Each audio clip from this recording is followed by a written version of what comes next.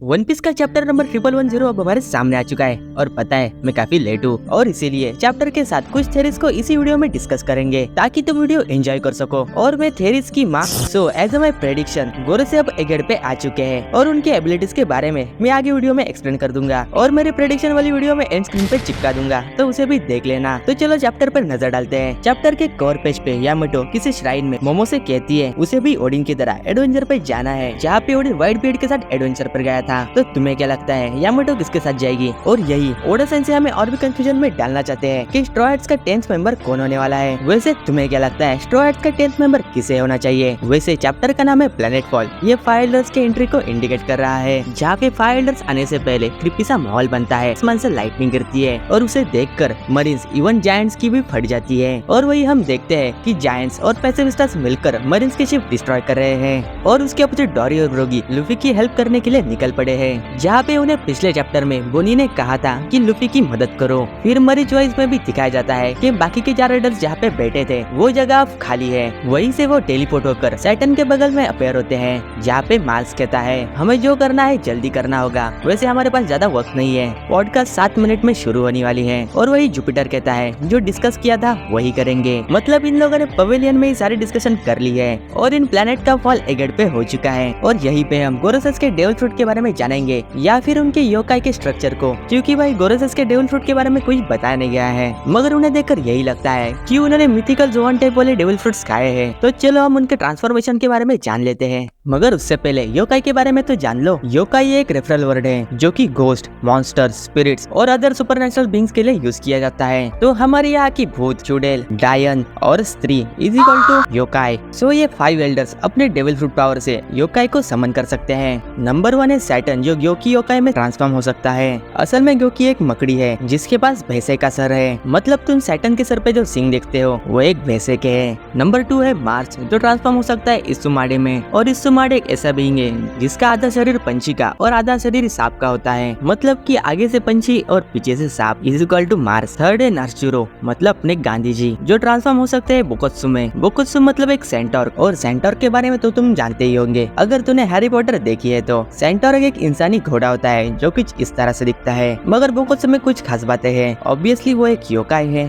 तो वो सेंटोर से थोड़ा अलग है क्योंकि उसके सर पे बाल नहीं है और उसका आधा शरीर जला हुआ है। मतलब बोकुत्सु को इसी तरह से पोर्ट्रे किया जाता है जो कि एनिमेशन में बहुत धांसू लगने वाला है। 4th नंबर पर है वैल्क्यूरी जो ट्रांसफॉर्म हो सकता है हॉन्की में। हॉन्की को चाइनीज फोक टेल से लिया गया है जो कि असल में एक बोर है और इस पूरे चैप्टर में इसके बारे में कुछ बताया नहीं गया है। तो हम बढ़ते हैं अपने आखिरी एल्डर के पास, वो है जुपिटर। वो ट्रांसफॉर्म हो सकता है जायंट वॉर्म में, और तुम देख ही सकते हो कि ये कितना बड़ा है। और यूजुअली सैंड वॉर्म बहुत ज्यादा डेंजरस होते हैं, अगर तुमने ड्यून मूवी देखी हो तो तुम्हें पता ही होगा। तो ये थे 5 एल्डर्स के 5 क्रीचर ट्रांसफॉर्मेशन, और इनका एक स्क्रीनशॉट भी ले लेना क्योंकि आगे जाके तुम भूल ना जाओ कि जुपिटर कौन सा था। और उसके तुरंत बाद ही हम गोरोसे को असेंबल होते हुए देखते हैं जहाँ पे गांधी जी वाला गोरोसे बड़ी तेजी से मूव करता हुआ पैसिफिस्टस पर अटैक करने के लिए चला जाता है, जहाँ पे तुम देख सकते हो जले हुए बोकुत्सु का शरीर, और अपने गांधी जी के पास एक स्वॉर्ड भी है जिससे वो पैसिफिस्टस पर स्लैश मार रहे हैं, और उनके स्लैश के साथ ही पैसिफिस्टस फ्रोजन हो रहे हैं। और तुम्हें पता है ये पावर किससे सिमिलर है?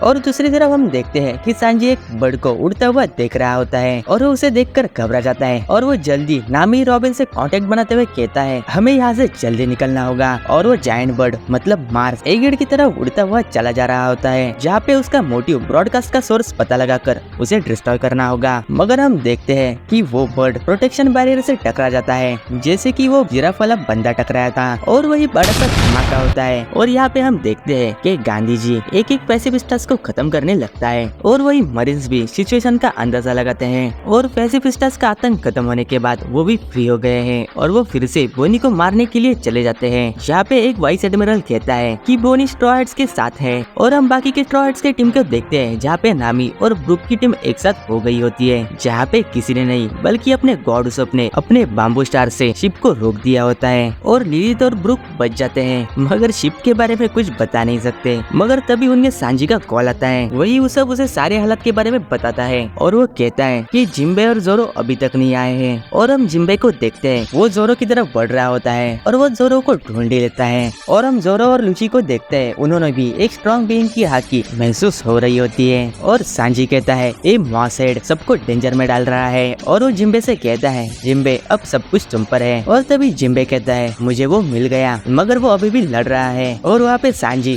जोर से चिल्ला कर कहता है व्हाट अ बर्डन। और हम देखते हैं कि ये बात जोरो सुन लेता है और वो अपनी 3 स्वॉर्ड स्टाइल यूज करता है। वही वो लूची पर एक जबरदस्त अटैक करता है और उसके एक ही अटैक से लूची खून की उल्टियां करने लगता है। लूची ने हार मान ली है या फिर नहीं, ये तो हमें अगले चैप्टर में ही पता लगेगा। फिर हम लूफी की तरफ बढ़ते हैं जहाँ पे उसके खिलाफ सैटर्न और वॉर्म लड़ रहे होते हैं। और वॉर्म मतलब वो जुपिटर, हाँ वही वो वॉर्म जमीन के अंदर चला जाता है और वो लूफी को खाने के लिए उसके नीचे से निकलता है। और हम देखते हैं कि वो लूफी को अपने मुंह में पकड़ लेता है। तभी जायंट्स वहाँ पहुँच जाते हैं और वे सब देख लेते हैं और वो एक दूसरे से कहते हैं क्या तुमने वो देखा। और वे दोनों एक दूसरे से कहते हैं और वे दोनों कहते हैं एक डार्क बेली लूफी की असली जगह नहीं है, लूफी की असली जगह नहीं है। और वे दोनों उस वॉर्म पे अटैक करते हैं जिससे लूफी उस वॉर्म के पेट से बाहर आता है। और लूफी भी उन जायंट्स को देखकर खुश होता है। जहाँ पे जायंट्स के लाफ्टर के साथ ये चैप्टर एंड होता है।